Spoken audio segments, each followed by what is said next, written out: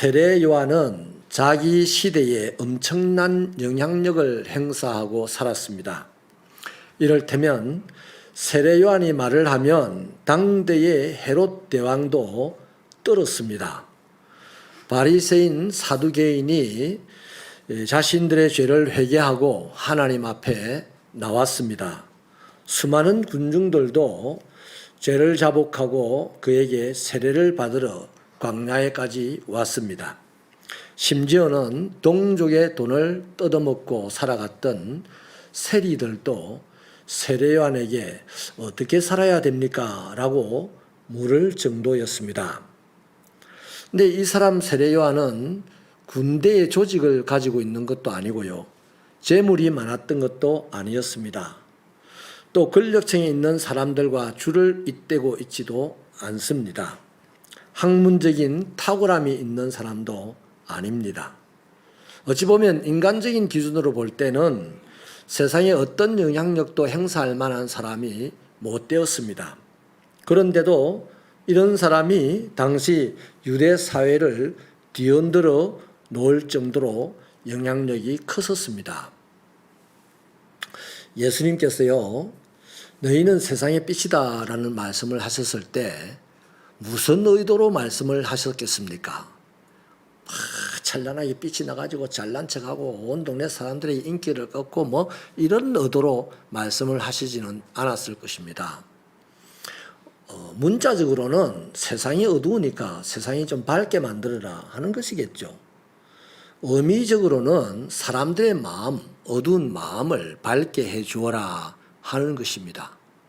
간단하게 한마디로 하자면 세상에 한번 살면서 영향력 있게 살아라 하는 것이죠.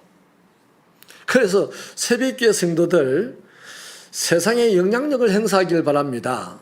하다못해 우리 신평 지역에서도 영향력 있는 인물이 되고 양산에서도 영향력 있는 인물이 되면 참 좋겠습니다.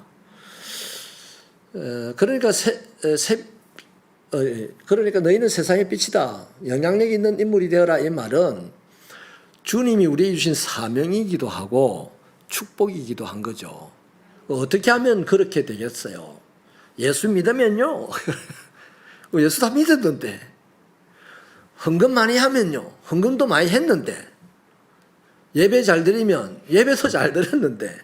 과연 우리는 세상에 영향력이 있느냐? 오늘 기독교인들이 세상에 별로 영향력이 없어요. 그래서 거듭나야 될 때라고 봅니다. 이 코로나19가 끝나기 전에 우리의 신앙이 거듭나서 코로나19가 끝이 나면 정말 내가 살고 있는 동네에서 또 우리나라에서 영향력 있는 인물들로 거듭 태어나기를 축원합니다. 그 비결을 세례 요한에게서 3가지를 배우려고 해요. 그럼 어떤 사람이, 어떤 그리스도인이 세상에 영향력 있는 인물이 될 수 있느냐? 딱 이렇게 하면 반드시 됩니다. 안 되면 내 고발하세요. 나를 고발하라고. 이렇게 하면 반드시 영향력 있는 인물이 돼요. 첫째는 하나님에게 집중하셔야 합니다. 우리 4절 말씀을 힘차게 읽어주십시오. 시작.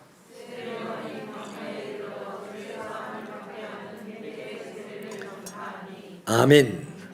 누가복음 1장 80절에 보면 세례 요한의 어린 시절에 대한 설명을 하고 있는데요. 아이가 자라며 심령이 강하여지며 이스라엘에게 나타나는 날까지 빈들에 있으니라 이렇게 말합니다. 그러니까요. 짠 하고 이스라엘 사람들에게 나타날 때까지는 어디에 있었다? 빈들에 있었어요. 그의 심령이 어디서 강건해졌다? 빈들에서 강건해졌어요. 그가 어디서 자랐다? 빈들에서 자랐대요.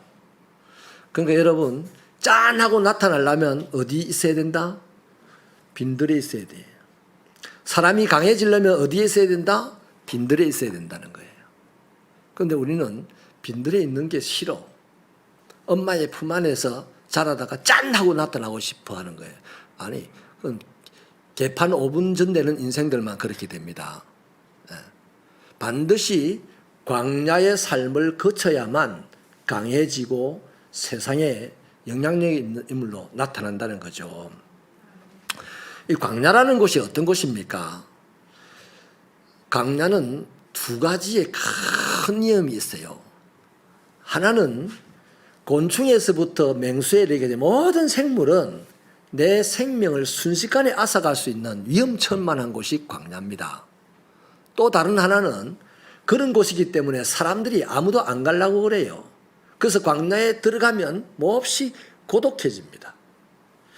그렇기 때문에 광야에서는 하나님을 의지하지 않을 수가 없어요. 하나님을 찾지 않을 수가 없어요. 하나님에게 집중하지 않을 수가 없습니다. 하나님에게 집중하지 않는 순간 곤충이 물어서 죽어버리게 되고, 하나님에게 집중하지 않는 순간 외로워서 목매달게 되고, 그런 게 광야입니다.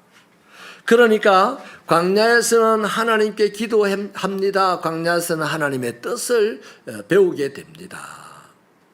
구약시대의 엘리야는 3년 동안 광야에 살았어요. 신약시대의 바울 사도는 3년 동안 갈라디아 광야에서 살았습니다.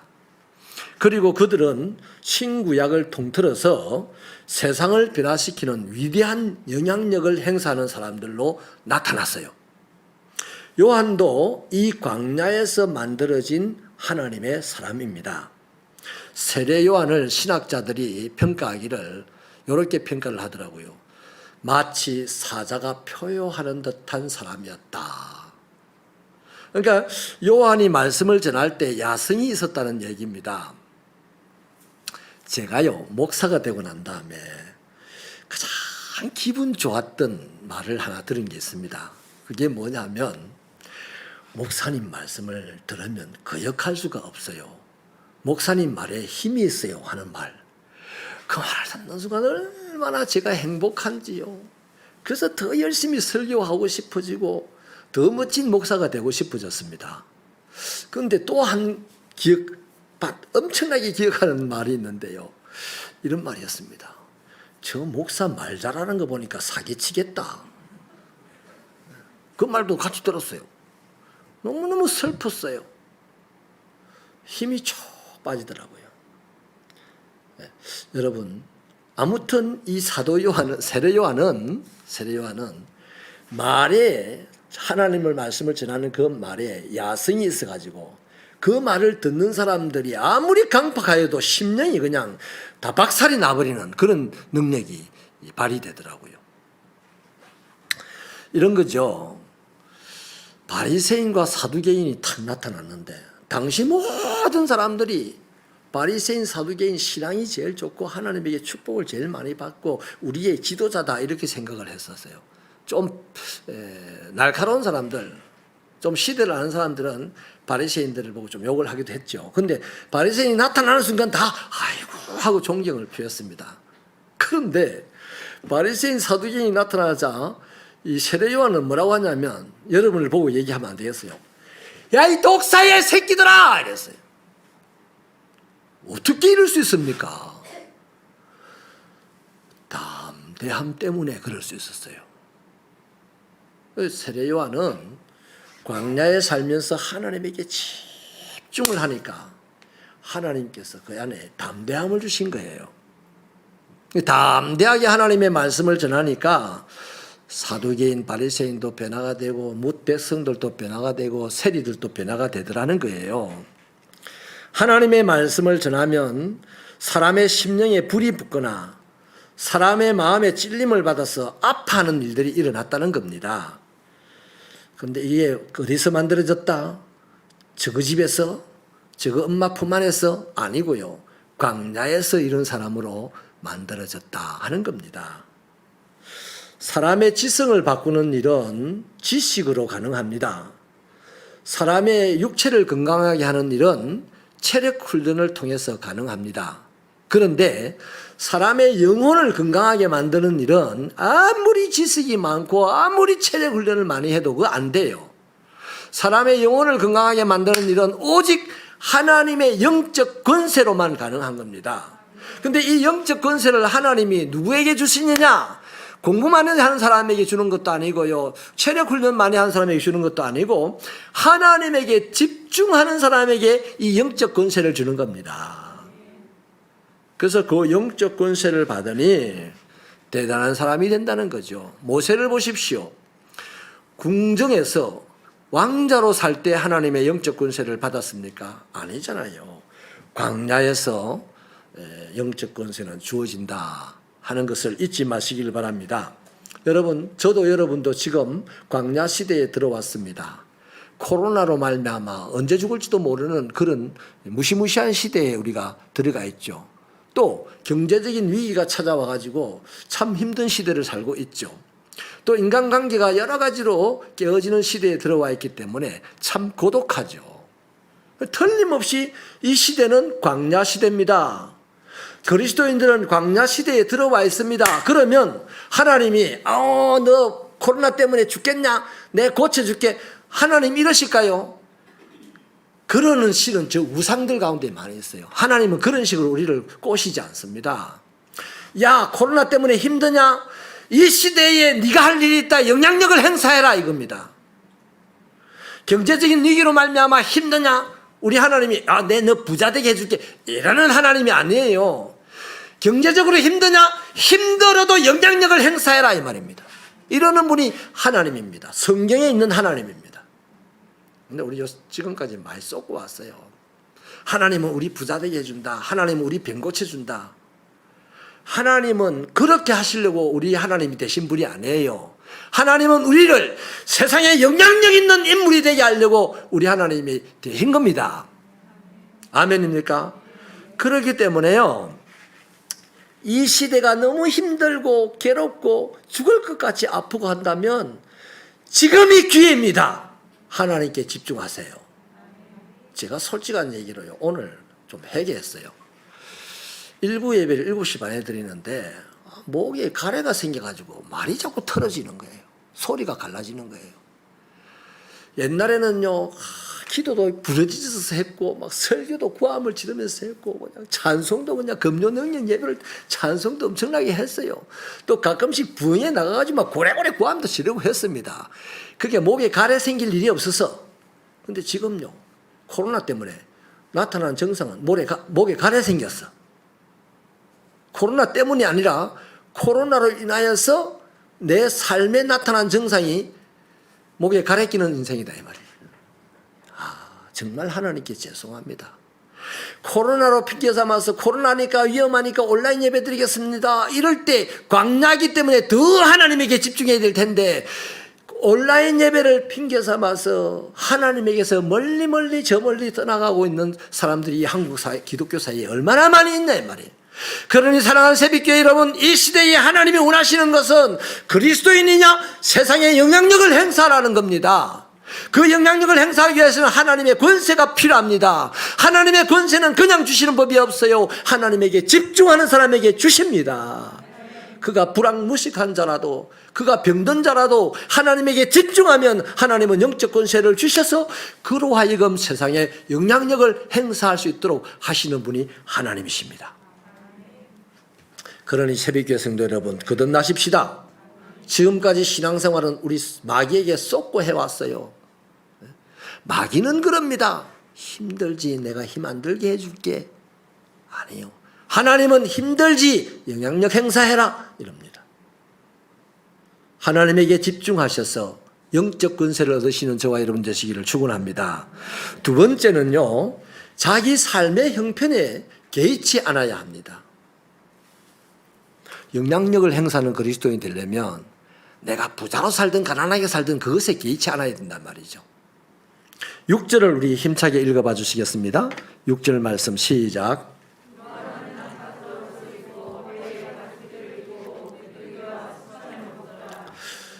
요한의 가난한 삶을 단적으로 보여주는 거죠. 세례 요한이 예수 잘 믿었어요. 그런데 입을 옷이 없어가지고 낙타 껍데기를 입고 살았어요. 요한이 예수를 잘 믿었어요. 그런데 먹을 것이 없어가지고 돌에 붙은 꿀 뜯어 먹고 살았어요. 아니, 내가 믿으려고 했던 예수님과 다른데? 이런 거죠. 우리는 예수 믿으면 부자로 산다. 예수 믿으면 병 고치고 산다. 이렇게 생각하고 예수를 믿는데, 아니 우리보다 예수를 더 잘 믿는 이 세례 요한은 왜 이렇게 가난하게 삽니까? 예수를 더 잘 믿는 세례 요한은 왜 이렇게 먹을 것이 없이 삽니까? 그 생각 한번 해봐야 돼. 생각해봐야 된다니까. 예? 세례 요한은 야생 메뚜기와 석청꿀을 먹으면서 오직 한 가지 일에 신경을 썼습니다. 하나님의 나라를 전하는 일에만 신경을 썼다는 거죠.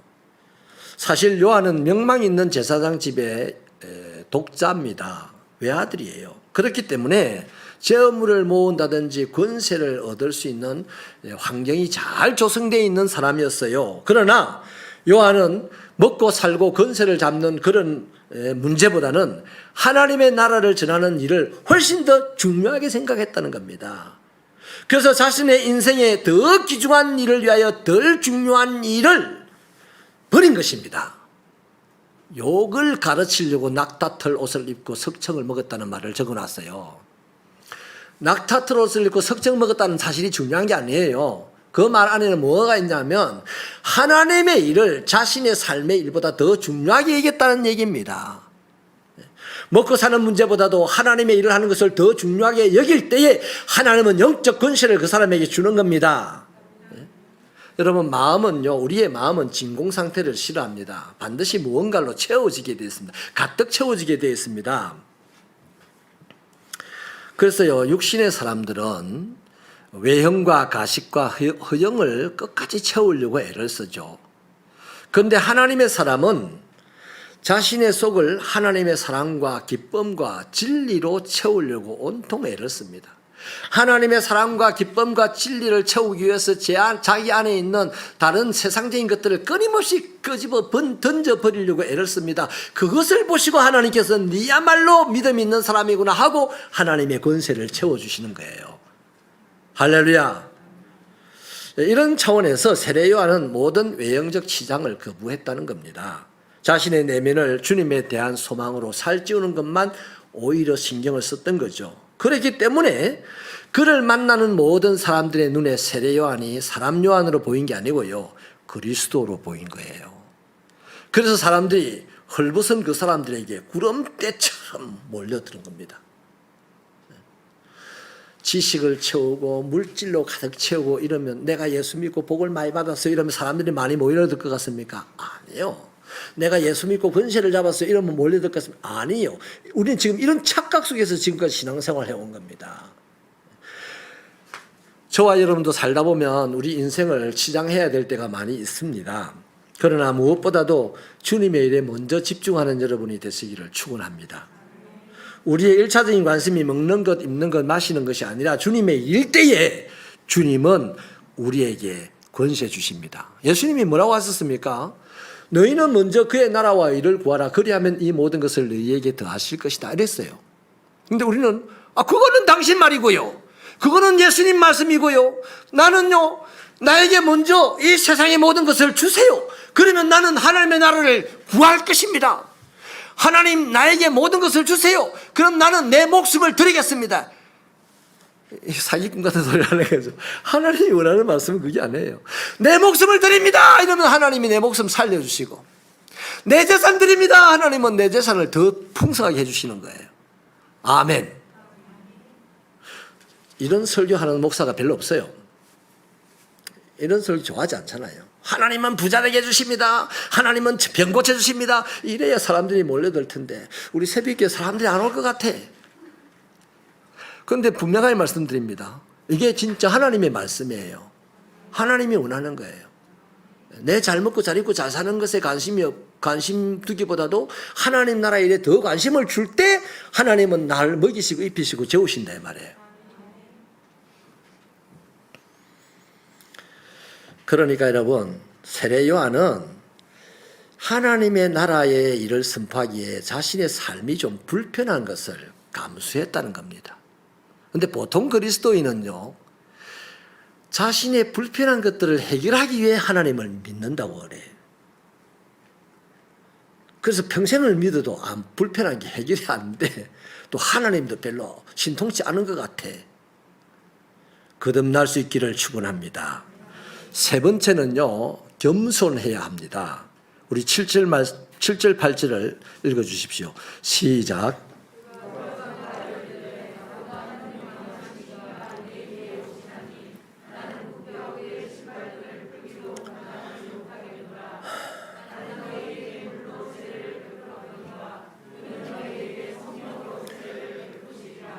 아멘. 요한은 자신의 인기에 전혀 연연하지를 않습니다. 자신의 유일한 관심은 예수님이었습니다. 그 제자들이 많이 생겼는데 제자들 보고 자꾸 예수님에게로 가라 그래요. 그 안드레, 야고보 이런 사람들 세례 요한의 제자였거든요. 근데 그들 보고 예수님께 가거라 그래요. 여러분 한번 생각을 해보세요.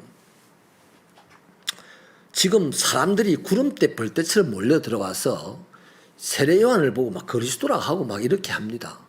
사두개인 바리새인들이 막 와서 죄를 자복을 해요. 심지어는 돈이 많은 세리들도 지금 세례 요한에 와서 엎어집니다. 그러면 세례 요한이 마음만 먹으면요, 세리들 보고 돈 좀 갖고 와봐라 이렇게 하고, 사두개인들 보고 명분 좀 만들어라 그러고, 바리새인들 보고 따라라 그러고, 백성들 보고 자 일어나라 이러면 그날 밤에 헤롯 대왕 제거하고 자기가 왕도 될 수 있을 만큼 충분한 실력이 돼요.